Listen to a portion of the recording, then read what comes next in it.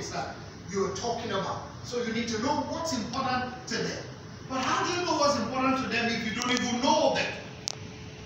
So you have to first profile your audience to say who is coming into my presentation so that I can know what information is relevant to each of them. That helps when you now talk about your structure. And we said that every presentation is like a story. It has 3 components. It has the introduction, it has the body, and the conclusion. That is everything you can think of. Every movie that you've ever seen has those 3 components. Introduction, body, and the conclusion. So your research helps you understand what information should be in the introduction.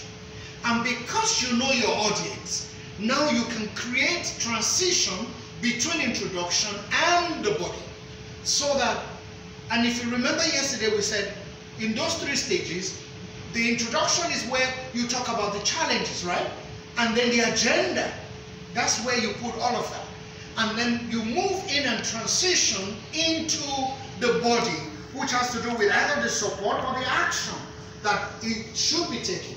And then the conclusion now should be talking about the resolution of the challenges. Based on the steps that you have taken, these are the resolutions. In the resolution, you also have the action plan.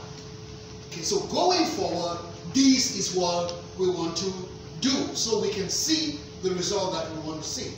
And if you look at that, that's what makes any story beautiful. That there is, there's this flow. And one major tool that particularly movie makers use to do that, to create a transition, and so that there is this, smooth flow between every scene you watch on a movie. That tool is called storyboarding. Okay, so you storyboard your presentation. You storyboard your presentation by looking at what comes first. Do you know some people don't even know what information should come first? So when you check their presentation, they've said something, and then they go and say something again that should have probably been in the first or second slide. And now you're finding that information in the 6th, 7th slide, and you're wondering, how do we? So it puts people off balance. So storyboard helps you because you now storyboard your story. So you're looking at the story. That's how they create movies, so that they don't mistake Act 1, Scene 1 for Act 1, Scene 2. So the storyboard, so that it can create the flow. By the time there is a flow, you know that you have a story. So we'll say, I hope that helped.